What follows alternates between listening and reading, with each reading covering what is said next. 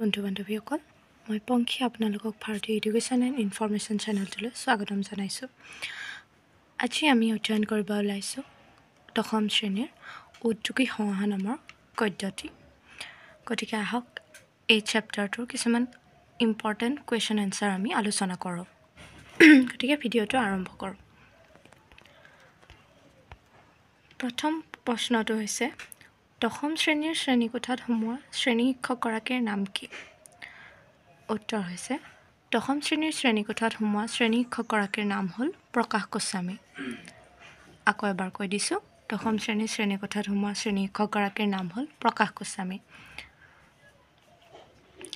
দ্বিতীয়তে, শ্ৰেণী শিক্ষকগৰাকীয়ে আলোচনা কৰিবলৈ লোৱা নতুন বিষয়টো কি আছিল? উত্তৰ হৈছে শ্ৰেণী শিক্ষকগৰাকীয়ে আলোচনা কৰিবলৈ লোৱা নতুন বিষয়টো আছিল এজন ব্যক্তিয়ে কেনেকৈ নিজকে এজন উদ্যোগী হিচাপে গঢ়ি তুলিব পাৰে। আকৌ এবাৰ কৈ দিছোঁ, শ্ৰেণী শিক্ষকগৰাকীয়ে আলোচনা কৰিবলৈ লোৱা নতুন বিষয়টো আছিল এজন ব্যক্তিয়ে কেনেকৈ নিজকে এজন উদ্যোগী হিচাপে গঢ়ি তুলিব পাৰে। তৃতীয়তে হৈছে এজন উদ্যোগী আৰু কৰ্মহীন নিবনুৱাৰ মাজত থকা ক্ষুদ্ৰ ব্যৱধান কি? উত্তৰ হৈছে এজন উদ্যোগী আৰু কৰ্মহীন নিবনুৱাৰ মাজত থকা ক্ষুদ্ৰ ব্যৱধান হ'ল এলাহ। আকৌ এবাৰ কৈ দিছোঁ, এজন উদ্যোগী আৰু কৰ্মহীন নিবনুৱাৰ মাজত থকা ক্ষুদ্ৰ ব্যৱধান হ'ল এলাহ।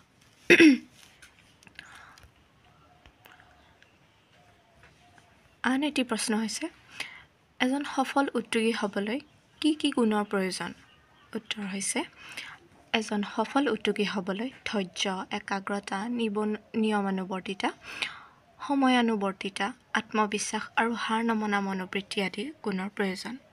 আকৌ এবাৰ কৈ দিছোঁ, এজন সফল উদ্যোগী হ'বলৈ হ'লে ধৈৰ্য, একাগ্ৰতা, নিয়মানুৱৰ্তিতা, সময়ানুৱৰ্তিতা, আত্মবিশ্বাস আৰু হাৰ নমনা মনোবৃত্তি আদি গুণৰ প্ৰয়োজন। আন এটি প্ৰশ্নৰ দিশে আগবাঢ়িছোঁ। কোকা কোলা কোম্পানীটোৰ বিজ্ঞাপনত কোৱা কথাটো কি আছিল? উত্তৰ হৈছে কোকা কোলা কোম্পানীৰ বিজ্ঞাপনটোত কোৱা কথাটো হ'ল eat cricket, sleep cricket, dream cricket, drink cricket. আকৌ এবাৰ কৈ দিছোঁ, কোকা কোলা কোম্পানীৰ বিজ্ঞাপনটোত কোৱা কথাটো হ'ল eat cricket, sleep cricket, dream cricket আৰু ড্ৰিংক ক্ৰিকেট। নেক্সট কুৱেশ্যনটো হৈছে নাৰায়ণ মূৰ্তি কোন আছিল? বা নাৰায়ণ মূৰ্তি কোন? নাৰায়ণ মূৰ্তি হ'ল ইনফ'চিছ কোম্পানীৰ প্ৰতিষ্ঠাপক। তেওঁ ভাৰতবৰ্ষ তথা বিশ্বৰ এজন সফল উদ্যোগী বা এণ্ট্ৰপ্ৰিনিয়ৰ। আকৌ এবাৰ কৈ দিছোঁ, নাৰায়ণ মূৰ্তি হ'ল ইনফ'চিছ কোম্পানীৰ প্ৰতিষ্ঠাপক। তেওঁ ভাৰতবৰ্ষ তথা বিশ্বৰ এজন সফল উদ্যোগী বা এণ্ট্ৰপ্ৰিনিয়ৰ। বিজিতে চাৰক উদ্যোগী সম্পৰ্কে কি কৈছিল? উত্তৰটি হৈছে বিজিতে চাৰক উদ্যোগী সম্পৰ্কে কৈছিল যে উদ্যোগীসকল হ'ল এনে ব্যক্তি যিয়ে নিজে ব্যৱসায় বা উদ্যোগ আৰম্ভ কৰি কোনো বস্তু বা কম উদ্যোগী হোৱা, সেৱা বিক্ৰী কৰি নিজৰ জীৱিকা উলিওৱাৰ লগতে আনকো কৰ্মসংস্থান দিবলৈ সক্ষম হয়। আকৌ এবাৰ কৈ দিছোঁ, বিজিতে চাৰক উদ্যোগী সম্পৰ্কে কৈছিল যে উদ্যোগীসকল হ'ল এনে ব্যক্তি যিয়ে নিজে ব্যৱসায় বা উদ্যোগ আৰম্ভ কৰি কোনো বস্তু বা কম উদ্যোগী হোৱা, সেৱা বিক্ৰী কৰি নিজৰ জীৱিকা উলিওৱাৰ লগতে আনকো কৰ্মসংস্থান দিবলৈ সক্ষম হয়। আন এটি প্ৰশ্ন হৈছে প্ৰথম অৱস্থাত উদ্যোগীয়ে কি কৰিবলৈ সাজু থাকিব লাগিব? উত্তৰটি হৈছে প্ৰথম অৱস্থাত এজন উদ্যোগীয়ে জোতা চিলাইৰ পৰা চণ্ডীপাঠ সকলো কৰিবলৈ সাজু থাকিব লাগিব। লগতে সৰুতে চাইকেল শিকাৰ দৰে পৰি উঠিবও সাজু থাকিব লাগিব। আকৌ এবাৰ কৈ দিছোঁ, প্ৰথম অৱস্থাত এজন উদ্যোগীয়ে জোতা চিলাইৰ পৰা চণ্ডীপাঠ সকলো কৰিবলৈ সাজু থাকিব লাগিব। লগতে সৰুতে চাইকেল শিকাৰ দৰে পৰি উঠিবও সাজু থাকিব লাগিব। আন এটি প্ৰশ্ন হৈছে টমাছ আলভা এডিছনে ইলেক্ট্ৰিক বাল্ব তৈয়াৰ কৰাত বাৰে বাৰে বিফল হৈ কি কৈছিল? উত্তৰ হৈছে টমাছ আলভা এডিছনে ইলেক্ট্ৰিক বাল্ব তৈয়াৰ কৰাত বাৰে বাৰে বিফল হৈ কৈছিল যে মই বিফল হোৱা নাই, মাত্ৰ বুজিলোঁ যে 10,000 ধৰণে মই কাম নকৰে। ই কাম নকৰে। আকৌ এবাৰ কৈ দিছোঁ, টমাছ আলভা এডিছনে ইলেক্ট্ৰিক বাল্ব তৈয়াৰ কৰাত বাৰে বাৰে বিফল হৈ কৈছিল যে মই বিফল হোৱা নাই, মাত্ৰ বুজিছোঁ যে 10,000 ধৰণে ই কাম নকৰে। নেক্সট কুৱেশ্যন, উদ্যোগী পুৰুষ সিংহৰ সমান, এলেহুৱা কাপুৰুষ নিচান, শিক্ষকগৰাকীয়ে কিয় এনেদৰে ক'লে বুজাই লিখা। উত্তৰ হৈছে, উদ্যোগী পুৰুষ সিংহৰ সমান, এলেহুৱা কাপুৰুষ নিচান। ইয়াৰ অৰ্থ এই যে এজন উদ্যোগী অৰ্থাৎ এণ্ট্ৰপ্ৰিনিয়ৰ আৰু কৰ্মহীন নিবনুৱাৰ মাজত থকা ক্ষুদ্ৰ ব্যৱধান হ'ল এলাহ। আচলতে সকলোতকৈ সহজ কাম হ'ল এজন উদ্যোগী বা এণ্ট্ৰপ্ৰিনিয়ৰ হোৱা, কিয়নো ইয়াৰ বাবে কোনো বিশ্ববিদ্যালয়ৰ ডাঙৰ ডিগ্ৰী নালাগে। ইয়াৰ বিপৰীতে আটাইতকৈ কঠিন কাম হ'ল এজন সফল উদ্যোগী হোৱা। আকৌ এবাৰ কৈ দিছোঁ, উদ্যোগী পুৰুষ সিংহৰ সমান, এলেহুৱা কাপুৰুষৰ নিচান। ইয়াৰ অৰ্থ হৈছে যে এজন উদ্যোগী অৰ্থাৎ এণ্ট্ৰপ্ৰিনিয়ৰ আৰু কৰ্মহীন নিবনুৱাৰ মাজত থকা ক্ষুদ্ৰ ব্যৱধান হৈছে এলাহ। আচলতে সকলোতকৈ সহজ কাম হ'ল এজন উদ্যোগী বা এণ্ট্ৰপ্ৰিনিয়ৰ হোৱা, কিয়নো ইয়াৰ বাবে কোনো বিশ্ববিদ্যালয়ৰ ডাঙৰ ডিগ্ৰী নালাগে। ইয়াৰ বিপৰীতে আটাইতকৈ কঠিন কাম হ'ল এজন সফল উদ্যোগী হোৱা। আন এটি কুৱেশ্যন হৈছে, সফল উদ্যোগী হ'বলৈ কিয় কঠিন? উত্তৰটি হ'ল, এজন সফল উদ্যোগী হ'বৰ বাবে লাগিব ধৈৰ্য, একাগ্ৰতা, নিয়মানুৱৰ্তিতা, সময়ানুৱৰ্তিতা, আত্মবিশ্বাস আৰু হাৰ নমনা মনোবৃত্তি আদি গুণৰ প্ৰয়োজন। সকলোৰে এই গুণবোৰ নাথাকে, সেইবাবে সফল উদ্যোগী হ'বলৈ কঠিন। আকৌ এবাৰ কৈ দিছোঁ, এজন সফল উদ্যোগী হ'বৰ বাবে লাগিব ধৈৰ্য, একাগ্ৰতা, নিয়মানুৱৰ্তিতা, সময়ানুৱৰ্তিতা, আত্মবিশ্বাস আৰু হাৰ নমনা মনোবৃত্তি আদি গুণৰ প্ৰয়োজন। সকলোৰে এই গুণবোৰ নাথাকে, সেইবাবে সফল উদ্যোগী হোৱাটো কঠিন। নেক্সট কুৱেশ্যন হৈছে, এজন উদ্যোগী হ'বলৈ যোৱাটো চাইকেল চলাবলৈ শিকাৰ দৰে একক প্ৰচেষ্টাৰে কৰা কাম বুলি শিক্ষকগৰাকীয়ে কিয় কৈছে বুজাই লিখা। উত্তৰ, শিক্ষকগৰাকীয়ে চাইকেল চলাবলৈ শিকাৰ উদাহৰণ ব্যৱহাৰ কৰি উদ্যোগী হ'বলৈ অধ্যৱসায়, একাগ্ৰতা, ধৈৰ্য আদিৰ দৰে গুণবোৰৰ প্ৰয়োজনীয়তাৰ বিষয়ে গুৰুত্ব আৰোপ কৰে। সৰুতে চাইকেল চলাবলৈ শিকোঁতে বহুতেই প্ৰথম অৱস্থাত বিফল হয়, বাধা আৰু প্ৰত্যাহ্বানৰ সন্মুখীন হয়। কিন্তু যিয়ে পৰি উঠি বাৰে বাৰে বিফল হোৱাৰ পিছত আকৌ চাইকেল চলাবলৈ দৃঢ় প্ৰতিজ্ঞ হৈ প্ৰচেষ্টা কৰে, তেওঁলোকে সফল হয়। ঠিক সেইদৰেই উদ্যোগীসকলৰ ক্ষেত্ৰতো বিপদ, প্ৰত্যাহ্বান আৰু বিফলতাৰ সন্মুখীন হোৱাটো জড়িত হৈ থাকে।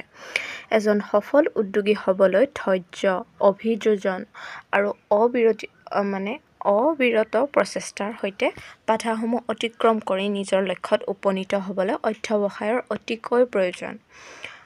আকৌ এবাৰ কৈ দিছোঁ, শিক্ষকগৰাকীয়ে চাইকেল চলাবলৈ শিকাৰ উদাহৰণ ব্যৱহাৰ কৰি উদ্যোগী হ'বলৈ অধ্যৱসায়, একাগ্ৰতা, ধৈৰ্য আদিৰ দৰে গুণবোৰৰ প্ৰয়োজনীয়তাৰ বিষয়ে গুৰুত্ব আৰোপ কৰে। সৰুতে যেনেকৈ চাইকেল চলাবলৈ শিকোঁতে বহুতেই প্ৰথম অৱস্থাত বিফল হয়, বাধা আৰু বিভিন্ন প্ৰত্যাহ্বানৰ সন্মুখীন হয়, কিন্তু যিয়ে পৰি পেলাই আকৌ উঠি বাৰে বাৰে বিফল হোৱাৰ পিছতো চাইকেল চলাবলৈ ইচ্ছা কৰে, দৃঢ় প্ৰতিজ্ঞ হৈ প্ৰচেষ্টা কৰে, তেওঁলোকে সফল হয়। ঠিক সেইদৰে উদ্যোগী কৰ্মক্ষেত্ৰতো বা উদ্যোগীসকলৰ ক্ষেত্ৰতো বিপদ, প্ৰত্যাহ্বান আৰু বিফলতাৰ সন্মুখীন হোৱাটো জড়িত হৈ থাকে। এজন সফল উদ্যোগী হ'বলৈ ধৈৰ্য, অভিযোজন আৰু অবিৰত প্ৰচেষ্টাৰ সৈতে বাধাসমূহ অতিক্ৰম কৰি নিজৰ লক্ষ্যত উপনীত হ'বলৈ অধ্যৱসায়ৰ অতিকৈ প্ৰয়োজন। নেক্সট কুৱেশ্যনটো হৈছে, উদ্যোগী কোনসকল ব্যক্তিক কোৱা হয় বুজাই লিখা। ইয়াৰ উত্তৰ হৈছে, নিজৰ ইচ্ছামতে নিজৰ সময়সূচী ঠিক কৰি নিজৰ উদ্ভাৱনা আৰু কৰ্মশক্তিৰে নিজকে প্ৰতিষ্ঠা কৰা প্ৰতিজন ব্যক্তিয়েই একোজন উদ্যোগী। যিয়ে নিজে ব্যৱসায় বা উদ্যোগ আৰম্ভ কৰি কোনো বস্তু বা সেৱা বিক্ৰী কৰি নিজৰ জীৱিকা উলিওৱাৰ লগতে আনকো কৰ্মসংস্থান দিবলৈ সক্ষম হয়, সেইসকল ব্যক্তিক উদ্যোগী বুলি কোৱা হয়। আকৌ এবাৰ কৈছোঁ, যি ব্যক্তিয়ে নিজৰ ইচ্ছামতে নিজৰ সময়সূচী ঠিক কৰি নিজৰ উদ্ভাৱনা আৰু কৰ্মশক্তিৰে নিজকে প্ৰতিষ্ঠা কৰা প্ৰতিজন ব্যক্তিকে একোজন উদ্যোগী, যিয়ে নিজে ব্যৱসায় বা উদ্যোগ আৰম্ভ কৰি কোনো বস্তু বা সেৱা বিক্ৰী কৰি নিজৰ জীৱিকা উলিওৱাৰ লগতে আনকো কৰ্মসংস্থান দিবলৈ সক্ষম হয়, সেই ব্যক্তিসকলকে উদ্যোগী বুলি কোৱা হয়। আন এটি প্ৰশ্নৰ দিশে আগবাঢ়িছোঁ। ইনফ'চিছ কোম্পানীৰ প্ৰতিষ্ঠাপক কোন? তেওঁ ভাৰতবৰ্ষ তথা বিশ্বৰ এজন সফল উদ্যোগী হোৱাৰ আঁৰৰ কাহিনীটো বৰ্ণনা কৰা। ইয়াৰ উত্তৰ হৈছে ইনফ'চিছ কোম্পানীৰ প্ৰতিষ্ঠাপক হ'ল নাৰায়ণ মূৰ্তি। আকৌ এবাৰ কৈ দিছোঁ, ইনফ'চিছ কোম্পানীৰ প্ৰতিষ্ঠাপক হৈছে নাৰায়ণ মূৰ্তি। দক্ষিণ ভাৰতৰ কৰ্ণাটক ৰাজ্যৰ এখন নিম্ন মধ্যবিত্ত পৰিয়ালত তেওঁৰ জন্ম হৈছিল। তেখেতৰ সৰুৰে পৰা উদ্যোগী হোৱাৰ প্ৰবল হেঁপাহ আৰু হাবিয়াস আছিল। তেওঁ অভিযান্ত্ৰিক শিক্ষা সমাপ্ত কৰি কিছুদিন চাকৰি কৰাৰ পাছতে তেওঁ চাকৰি ত্যাগ কৰি ছফ্টনিক্স নামৰ কোম্পানী এটি প্ৰতিষ্ঠা কৰে। যদিও প্ৰতিষ্ঠা হোৱাৰ ১.৫ বছৰ পিছতে দেউলীয়া হৈ কোম্পানীটো বন্ধ হৈ যায়। কোম্পানীটো বন্ধ হৈ যোৱাৰ পিছত তেওঁ পুনৰ চাকৰিত যোগদান কৰে, যদিও অৱশেষত চাকৰি বাদ দি কেইজনমান বন্ধুৰ লগত লগ হৈ ইনফ'চিছ নামৰ কোম্পানী আৰম্ভ কৰে। এই কাৰ্যত তেওঁৰ পত্নীয়ে নিজৰ সাঁচতীয়া ধনৰ পৰা ১০,০০০ টকা অৰিহণা যোগায়। প্ৰথম অৱস্থাত বহুতো বাধা ঘাত-প্ৰতিঘাতৰ সন্মুখীন হ'ব লগা হৈছিল, কিন্তু ৯০ৰ দশকত তেতিয়াৰ বিত্তমন্ত্ৰীয়ে ভাৰতীয় অৰ্থনৈতিক মুকলি কৰি দিয়াত ইনফ'চিছৰ হাতলৈ অফুৰন্ত সুযোগ আৰু সুবিধা আহে। সময়ত মৰাৰ পাছত নাৰায়ণ মূৰ্তি আৰু তেওঁলোকৰ কোম্পানীয়ে পাছলৈ ঘূৰি চাব লগা নহ'ল। আজি নাৰায়ণ মূৰ্তি বিশ্বৰ অন্যতম সফল আৰু সুপৰিচিত উদ্যোগী। আকৌ এবাৰ কুৱেশ্যন এনচাৰটো মাতি দিছোঁ। ইনফ'চিছ কোম্পানীৰ প্ৰতিষ্ঠাপক হৈছে নাৰায়ণ মূৰ্তি। দক্ষিণ ভাৰতৰ ৰাজ্য এখন নিম্ন মধ্যবিত্ত পৰিয়ালত তেওঁৰ জন্ম হৈছিল। তেখেতে সৰুৰে পৰা উদ্যোগী হোৱাৰ প্ৰবল হেঁপাহ আৰু হাবিয়াস আছিল। তেওঁ অভিযান্ত্ৰিক শিক্ষা সমাপ্ত কৰি কিছুদিন চাকৰি কৰাৰ পাছতে তেওঁ চাকৰি ত্যাগ কৰি ছফ্টনিক্স নামৰ কোম্পানী এটি প্ৰতিষ্ঠা কৰে। যদিও প্ৰতিষ্ঠা হোৱাৰ ১.৫ বছৰ পিছতে এই কোম্পানীটো দেউলীয়া হৈ বন্ধ হৈ গৈছিল। কোম্পানীটো বন্ধ হৈ যোৱাৰ পাছত তেওঁ পুনৰ চাকৰিত যোগদান কৰে, যদিও অৱশেষত চাকৰি বাদ দি কেইজনমান বন্ধুৰ লগত লগ লাগি তেওঁ ইনফ'চিছ কোম্পানী আৰম্ভ কৰে। এই কাৰ্যত তেওঁৰ পত্নীয়ে নিজৰ সাঁচতীয়া ধনৰ পৰা ১০,০০০ টকা অৰিহণা যোগায়। প্ৰথম অৱস্থাত বহুতো বাধা ঘাত-প্ৰতিঘাতৰ সন্মুখীন হ'ব লগা হৈছিল, কিন্তু ৯০ৰ দশকত তেতিয়াৰ বিত্তমন্ত্ৰীয়ে ভাৰতীয় অৰ্থনীতিক মুকলি কৰি দিয়াত ইনফ'চিছৰ হাতলৈ অফুৰন্ত সুযোগ আৰু সুবিধা আহে। সময়ত মৰাৰ পাছত নাৰায়ণ মূৰ্তি আৰু তেওঁলোকৰ কোম্পানীয়ে পাছলৈ ঘূৰি চাব লগা নহ'ল। আজি নাৰায়ণ মূৰ্তি বিশ্বৰ অন্যতম সফল আৰু সুপৰিচিত উদ্যোগী। আন এটি প্ৰশ্ন হৈছে, ছাৰ, এজন উদ্যোগী হ'বৰ বাবে শিক্ষাগত অৰ্হতা কেনে ধৰণৰ হ'ব লাগিব? এইদৰে কোনে সুধিছিল? তাৰ উত্তৰত শিক্ষকে কি কৈছিল বুজাই লিখা। উত্তৰ হৈছে, ছাৰ, এজন উদ্যোগী হ'বৰ বাবে শিক্ষাগত অৰ্হতা কেনে ধৰণৰ হ'ব লাগিব? এইদৰে সুধিছিল প্ৰীতমে। শিক্ষকে বুজাই কৈছিল যে যি ক্ষেত্ৰত উদ্যোগী হ'ব বিচাৰে তাৰ ওপৰত প্ৰয়োজনীয় শিক্ষাগত অৰ্হতা নিৰ্ভৰ কৰে। ধাবা বা গেলামালৰ দোকানৰ দৰে ব্যৱসায়ৰ বাবে বিশেষ শিক্ষাগত অৰ্হতাৰ প্ৰয়োজন নাই, যদিও সফলতাৰ বাবে বুদ্ধিমত্তা আৰু সাধাৰণ জ্ঞানৰ প্ৰয়োজন।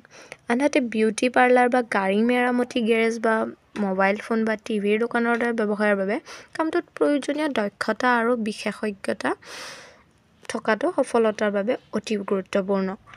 কেৱল আনৰ ওপৰত নিৰ্ভৰ কৰিলে এনে ব্যৱসায়ত সফলতাৰ নিশ্চয়তা দিব নোৱাৰি বুলি শিক্ষকগৰাকীয়ে উল্লেখ কৰিছিল। আকৌ এবাৰ এনচাৰটো কৈ দিছোঁ। ছাৰ, এজন উদ্যোগী হ'বৰ বাবে শিক্ষাগত অৰ্হতা কেনে ধৰণৰ হ'ব লাগিব? এইদৰে প্ৰীতমে সুধিছিল। শিক্ষকে বুজাই কৈছিল যে যি ক্ষেত্ৰত উদ্যোগী হ'ব বিচাৰে তাৰ ওপৰত প্ৰয়োজনীয় শিক্ষাগত অৰ্হতা নিৰ্ভৰ কৰে। ধাবা বা গেলামালৰ দোকানৰ দৰে ব্যৱসায়ৰ বাবে বিশেষ শিক্ষাগত অৰ্হতাৰ প্ৰয়োজন নাই, যদিও সফলতাৰ বাবে বুদ্ধিমত্তা আৰু সাধাৰণ জ্ঞানৰ বাবে প্ৰয়োজন। আনহাতে বিউটি পাৰ্লাৰ বা গাড়ী মেৰামতিৰ গেৰেজ বা মোবাইল ফোন বা টিভিৰ দোকানৰ বাবে ব্যৱসায়ৰ বাবে কামটোত প্ৰয়োজনীয় দক্ষতা আৰু বিশেষজ্ঞতা থকাটো সফলতাৰ বাবে অতি গুৰুত্বপূৰ্ণ। কেৱল আনৰ ওপৰত নিৰ্ভৰ কৰিলে এনে ব্যৱসায়ত সফলতাৰ নিশ্চয়তা দিব নোৱাৰি বুলিও শিক্ষকগৰাকীয়ে কৈছে। আন এটি প্ৰশ্ন হৈছে, এজন উদ্যোগী হোৱা যিমান সহজ, সফল হোৱাটো কিন্তু সিমান সহজ নহয়। কথাষাৰ পাঠৰ আধাৰত বুজাই লিখা। এতিয়া ইয়াৰ উত্তৰটো হৈছে, এজন উদ্যোগী হোৱা যিমানেই সহজ, সফল হোৱাটো কিন্তু সিমান সহজ নহয়। এই বক্তব্যৰ অৰ্থ হ'ল যে যিকোনো ব্যক্তিয়ে উদ্যোগী হৈ নিজাকৈ ব্যৱসায় আৰম্ভ কৰিব পাৰে, যদিও এই ক্ষেত্ৰত সফলতা লাভ কৰিবলৈ বহুত কষ্ট, অধ্যৱসায় আৰু সহনশীলতা প্ৰয়োজন হয়।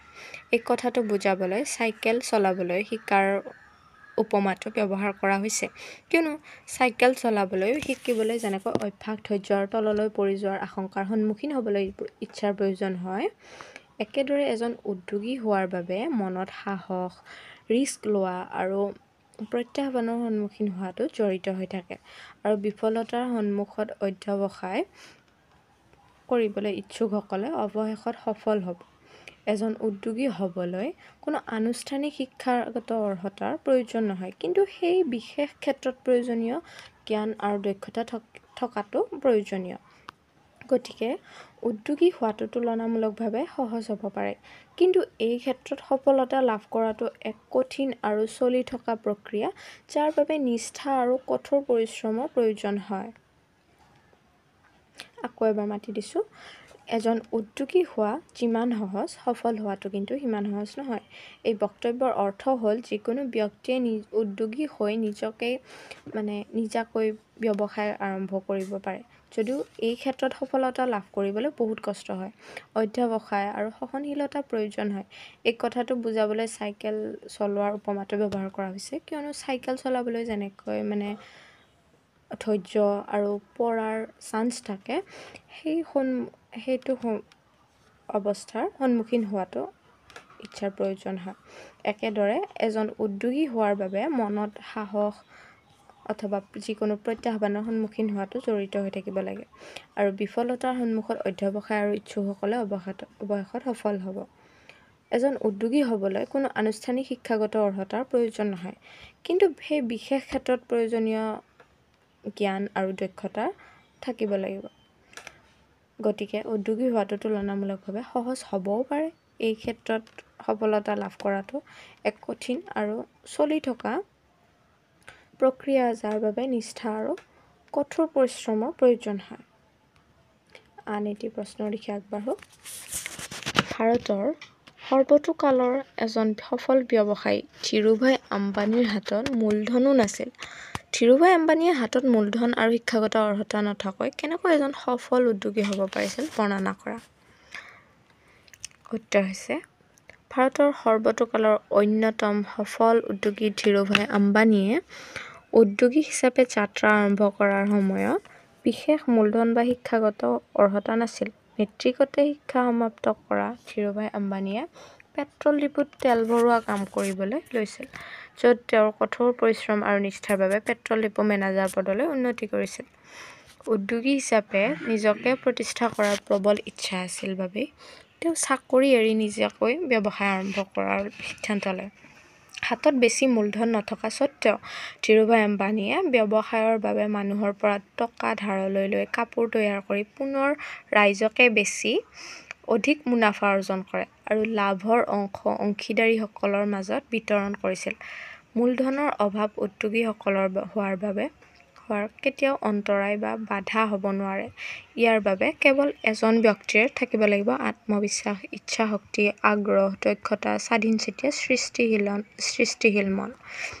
পেট্ৰল পাম্পৰ চাকৰি বাদ দি মুম্বাইৰ এটা ৩৫০ বৰ্গফুটৰ কোঠাৰ পৰা ধীৰুভাই আম্বানীয়ে কাপোৰৰ ব্যৱসায় আৰম্ভ কৰে। কোঠাটোত সম্বল বুলিবলৈ কেৱল এখন টেবুল, ৩খন চকী আৰু এটা টেলিফোন আছিল। তেওঁ দৃঢ়তা, কঠোৰ পৰিশ্ৰম আৰু আনতকৈ ডাঙৰ, দ্ৰুত আৰু আগবাঢ়াৰ চিন্তা কৰাৰ ক্ষমতা থকাৰ বাবে তেওঁ ৰিলায়েন্স কমাৰ্চিয়েল কৰ্পোৰেচন স্থাপন কৰিবলৈ সক্ষম হয় আৰু পৰৱৰ্তী সময়ত ইয়েই বিখ্যাত ৰিলায়েন্স ইণ্ডাষ্ট্ৰিজ হয়গৈ। আকৌ এবাৰ কুৱেশ্যনটো মাতি দিছোঁ। কুৱেশ্যন মানে এনচাৰটো। ভাৰতৰ সৰ্বতোকালৰ অন্যতম সফল উদ্যোগী হৈছে ধীৰুভাই আম্বানী। তেওঁ যাত্ৰা আৰম্ভ কৰাৰ সময়ত বিশেষ মূলধন বা শিক্ষাগত অৰ্হতা নাছিল। মেট্ৰিকতে তেওঁ শিক্ষা সমাপ্ত কৰিছিল আৰু পেট্ৰল ডিপোত তেল ভৰোৱা কাম কৰিবলৈ লৈছিল, য'ত তেওঁ কঠোৰ পৰিশ্ৰম আৰু নিষ্ঠাৰ বাবে পেট্ৰল ডিপো মেনেজাৰ পদলৈ উন্নতি কৰিছিল। উদ্যোগী হিচাপে নিজকে প্ৰতিষ্ঠা কৰাৰ প্ৰবল ইচ্ছা আছিল বাবে তেওঁ চাকৰি এৰি নিজাকৈ ব্যৱসায় আৰম্ভ কৰাৰ সিদ্ধান্ত লয়। হাতত বেছি মূলধন নথকা স্বত্বেও ধীৰুভাই আম্বানীয়ে ব্যৱসায়ৰ বাবে মানুহৰ পৰা টকা ধাৰলৈ লৈ কাপোৰ তৈয়াৰ কৰি পুনৰ ৰাইজকে বেছি অধিক মুনাফা অৰ্জন কৰিছিল আৰু লাভৰ অংশ অংশীদাৰীসকলৰ মাজত বিতৰণ কৰিছিল। মূলধনৰ অভাৱ উদ্যোগী হোৱাৰ কেতিয়াও অন্তৰায় বা বাধা হ'ব নোৱাৰে। ইয়াৰ বাবে কেৱল এজন ব্যক্তিৰ থাকিব লাগিব আত্মবিশ্বাস, ইচ্ছাশক্তি, আগ্ৰহ, দক্ষতা, স্বাধীনচেতিয়া আৰু সৃষ্টিশীল মন। পেট্ৰল পাম্পৰ চাকৰি বাদ দি মুম্বাইৰ এটা ৩৫০ বৰ্গফুটৰ কোঠাৰ পৰা ধীৰুভাই আম্বানীয়ে কাপোৰৰ ব্যৱসায় আৰম্ভ কৰে। কোঠাটোত সম্বল বুলিবলৈ এখন টেবুল, ৩খন চকী আৰু টেলিফোন এটা আছিল।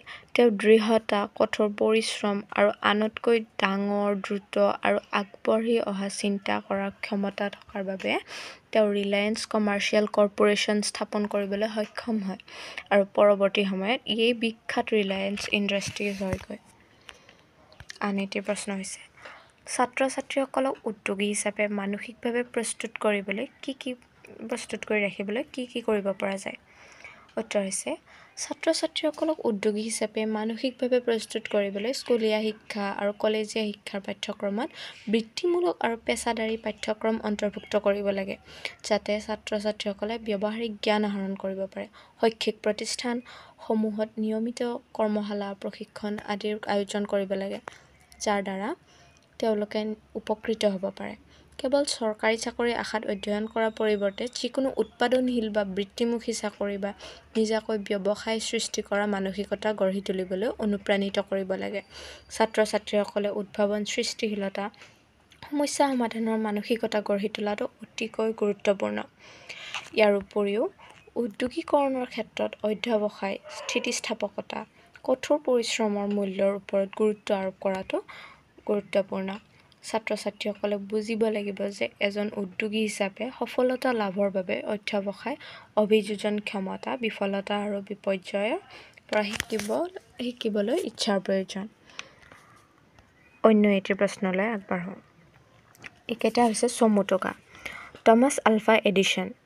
টমাছ আলভা এডিছন হৈছে সৰ্বকালৰ অন্যতম বিখ্যাত আৰু প্ৰচুৰ উদ্ভাৱক। তেওঁ আধুনিক জীৱনত প্ৰচণ্ড প্ৰভাৱ পেলাইছিল। বৈদ্যুতিক লাইট বাল্ব, ফোনোগ্ৰাফ আৰু চলচ্চিত্ৰ কেমেৰা আদি উদ্ভাৱনৰ লগতে টেলিগ্ৰাফ আৰু টেলিফোনৰ উন্নতি সাধনত অৰিহণা যোগাইছিল। ৮৪ বছৰত তেওঁ আচৰিত ধৰণৰ ১০৯৩টা পেটেণ্ট লাভ কৰে। বিকিৰণ আৰু পাৰমাণৱিক পদাৰ্থবিজ্ঞানৰ ওপৰত তেওঁৰ গৱেষণাই বিজ্ঞানৰ ক্ষেত্ৰখনত যথেষ্ট প্ৰভাৱ পেলাইছিল, যাৰ ফলত আজি আমি ব্যৱহাৰ কৰা বহু প্ৰযুক্তিৰ বিকাশ ঘটে। আকৌ এবাৰ মাতি দিছোঁ। সৰ্বকালৰ অন্যতম বিখ্যাত আৰু প্ৰচুৰ উদ্ভাৱক টমাছ আলভা এডিছনে আধুনিক জীৱনত প্ৰচণ্ড প্ৰভাৱ পেলাইছিল। বৈদ্যুতিক লাইট বাল্ব, ফোনোগ্ৰাফ আৰু চলচ্চিত্ৰ কেমেৰা আদিৰ উদ্ভাৱনৰ লগতে টেলিগ্ৰাফ আৰু টেলিফোনৰ উন্নতি সাধন কৰাত অৰিহণা যোগাইছিল। ৮৪ বছৰ বয়সত তেওঁ আচৰিত ধৰণৰ ১০৯৩টা পেটেণ্ট লাভ কৰে। বিকিৰণ আৰু পাৰমাণৱিক পদাৰ্থবিজ্ঞানৰ ওপৰত তেওঁৰ গৱেষণাই বিজ্ঞানৰ ক্ষেত্ৰখনত যথেষ্ট প্ৰভাৱ পেলাইছিল, যাৰ ফলত আমি ব্যৱহাৰ কৰা বহু প্ৰযুক্তিৰ বিকাশ ঘটে। আন এটি হৈছে ৰাদাৰফ'ৰ্ড ৱাচাৰ্ড হেইছ। ৰাদাৰফ'ৰ্ড ৱাচাৰ্ড হেইছ আমেৰিকান উকিল আৰু তেওঁ ৰাজনীতিবিদ। তেওঁ এজন আমেৰিকান উকিল আৰু এজন ৰাজনীতিবিদ। তেওঁৰ জন্ম হৈছিল ১৮২২ চনৰ ৪ অক্টোবৰত। অহিঅ'ৰ গৱৰ্ণৰ হিচাপে কাৰ্যনিৰ্বাহ কৰাৰ পিছত তেওঁ 1877 চনৰ পৰা 1881 চনলৈকে আমেৰিকাৰ 19তম ৰাষ্ট্ৰপতি হিচাপে কাৰ্যনিৰ্বাহ কৰে। আমেৰিকাৰ গৃহযুদ্ধৰ পূৰ্বে ৰাদাৰফ'ৰ্ড বি.এইচ. আছিল এজন অধিবক্তা আৰু কঠোৰ বিলোপবাদী, যিয়ে আদালতৰ কাৰ্যবিধিত শৰণাৰ্থী দাসসকলক ৰক্ষা কৰিছিল। ৰাষ্ট্ৰপতি পদ গ্ৰহণ কৰাৰ পূৰ্বে তেওঁ ইউনিয়ন আৰ্মি আৰু হাউচ অৱ ৰিপ্ৰেজেণ্টেটিভত কাৰ্যনিৰ্বাহ কৰিছিল। তেওঁৰ ৰাষ্ট্ৰপতিত্বই আমেৰিকাৰ ইতিহাসৰ এক টাৰ্নিং পইণ্টক প্ৰতিনিধিত্ব কৰে, কিয়নো ইতিহাসবিদসকলে তেওঁক পুনৰ গঠনৰ আনুষ্ঠানিক অন্ত বুলি গণ্য কৰিছিল। ৰিপাব্লিকান হাফ-ব্ৰিড দলৰ এজন বিশিষ্ট সদস্য হেইছে দক্ষিণত বৰ্ণগত সমতা অনাৰ প্ৰয়াসত ফেডাৰেল চৰকাৰৰ জড়িততাৰ অন্ত পেলাই দক্ষিণৰ ডেম'ক্ৰেট আৰু হুইগিছ ৰিপাব্লিকান ব্যৱসায়ী দুয়োকে শান্ত কৰিছিল। 1893 চনৰ 17 জানুৱাৰীত তেওঁৰ মৃত্যু ঘটিছিল। ৰাদাৰফ'ৰ্ড আছিল নিউজিলেণ্ডৰ এজন বিখ্যাত পদাৰ্থবিজ্ঞানী। তেওঁ তেজস্ক্ৰিয় আধা জীৱনৰ ধাৰণাটো আৱিষ্কাৰ কৰিছিল, যাৰ ফলত কোনো পদাৰ্থৰ ক্ষয় হ'বলৈ কিমান সময় লাগে সেই কথাটো বুজাবলৈ সহায় হয়। ৰাদাৰফ'ৰ্ড পৰমাণুৰ পাৰমাণৱিক তত্ত্বও প্ৰস্তাৱ কৰিছিল, য'ত কোৱা হৈছে যে পৰমাণুৰ কেন্দ্ৰত থকা সৰু ঘন নিউক্লিয়াছ থাকে, য'ত ধনাত্মক আধানযুক্ত প্ৰ'টন থাকে। ৰাদাৰফ'ৰ্ড আছিল এজন নিউজিলেণ্ডৰ বিখ্যাত পদাৰ্থবিজ্ঞানী। তেওঁ তেজস্ক্ৰিয় আধা জীৱনৰ ধাৰণাটো আৱিষ্কাৰ কৰিছিল, যাৰ ফলত কোনো পদাৰ্থৰ ক্ষয় হ'বলৈ কিমান সময় লাগে সেই কথা বুজিবলৈ সহায় কৰে। ৰাদাৰফ'ৰ্ড পৰমাণুৰ পাৰমাণৱিক তত্ত্বও প্ৰস্তাৱ কৰিছিল, য'ত কোৱা হৈছে যে পৰমাণুৰ ক্ষেত্ৰত এটা সৰু ঘন নিউক্লিয়াছ থাকে, য'ত ধনাত্মক আধানযুক্ত প্ৰ'টন থাকে। আন এজন হৈছে আলেকজেণ্ডাৰ গ্ৰাহাম বেল। আলেকজেণ্ডাৰ গ্ৰাহাম বেল আছিল এজন বিখ্যাত উদ্ভাৱক আৰু বিজ্ঞানী যিয়ে টেলিফোন আৱিষ্কাৰ কৰাৰ কৃতিত্ব লাভ কৰে। 1847 চনত স্কটলেণ্ডত জন্মগ্ৰহণ কৰা তেখেতে পিছলৈ কানাডা আৰু তাৰ পিছত আমেৰিকালৈ গুচি যায়। বেলে শব্দ আৰু যোগাযোগৰ প্ৰতি আগ্ৰহী আছিল আৰু এই ক্ষেত্ৰসমূহৰ লগতে জড়িত বহুতো উদ্ভাৱনৰ কাম কৰিছিল। বেল টেলিফোন কোম্পানী প্ৰতিষ্ঠা কৰাৰ লগতে বিমান পৰিবহণৰ ক্ষেত্ৰখনলৈ গুৰুত্বপূৰ্ণ অৱদান আগবঢ়োৱাৰ বাবে তেওঁ পৰিচিত। বেলক সৰ্বকালৰ অন্যতম গুৰুত্বপূৰ্ণ উদ্ভাৱক হিচাপে গণ্য কৰা হয়। নেক্সট হৈছে চেষ্টাৰ কাৰ্লছন। চেষ্টাৰ কাৰ্লছন আছিল এজন আমেৰিকান উদ্ভাৱক, যিয়ে ফটোকপিৰ আৱিষ্কাৰৰ সূচনা কৰা প্ৰযুক্তিৰ সৃষ্টি কৰিছিল। 1930 চনত তেওঁ এই ধাৰণাটো লৈছিল, যদিও ইয়াক এটা কাম কৰা যন্ত্ৰলৈ বিকশিত কৰাৰ ক্ষেত্ৰত বহু প্ৰত্যাহ্বানৰ সন্মুখীন হ'বলৈ হৈছিল।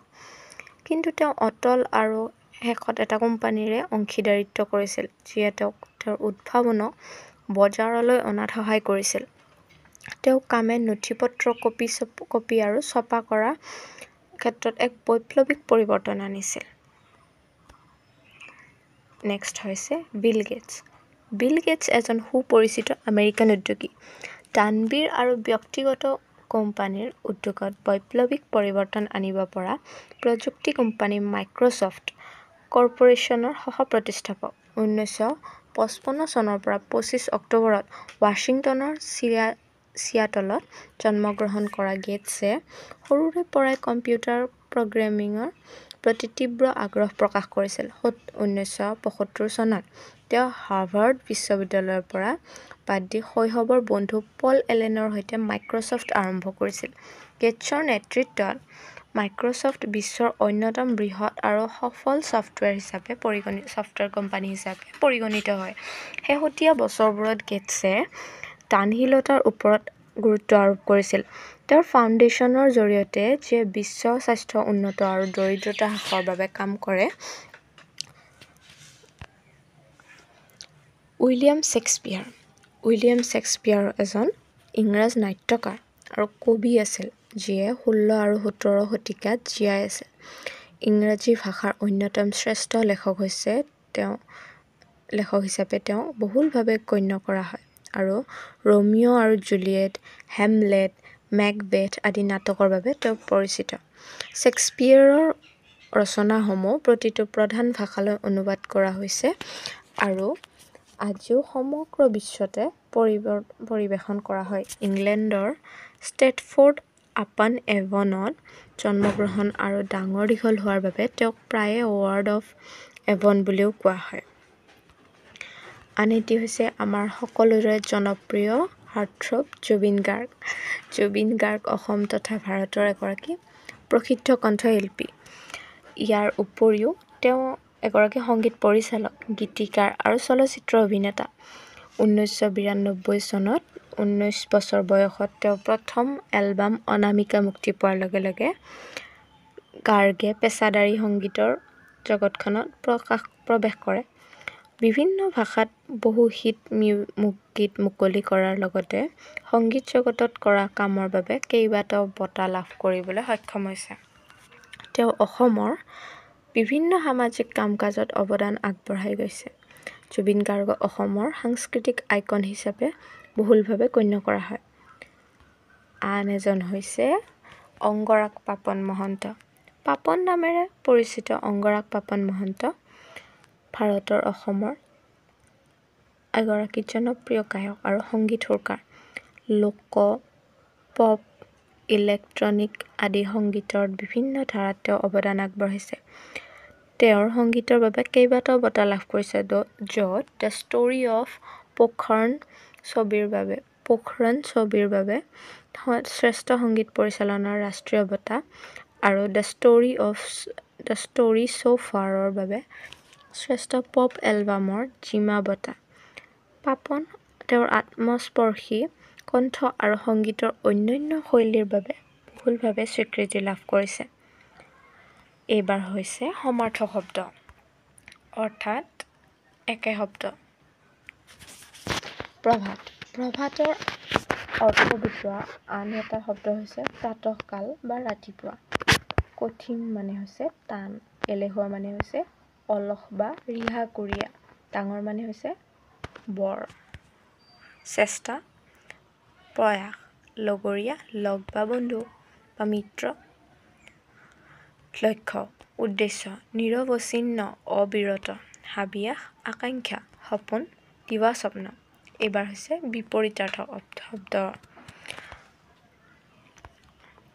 নতুন পুৰণি, ক্ষুদ্ৰ ডাঙৰ, সফল বিফল, কৰ্মহীন নিয়োজিত, এলেহুৱা পৰিশ্ৰমী, সহজ টান বা কঠিন, সপোন দিঠক, সুবিধা অসুবিধা, আৰম্ভ শেষ, জন্ম মৃত্যু, সমান অসমান। আৰু এনেকৈয়ে উদ্যোগী হোৱা চেপ্টাৰটোৰ আমি কুৱেশ্যন এনচাৰসমূহ ডিছকাছ কৰিলোঁ। কিবা বুজি নাপালে কমেণ্টত জনাব।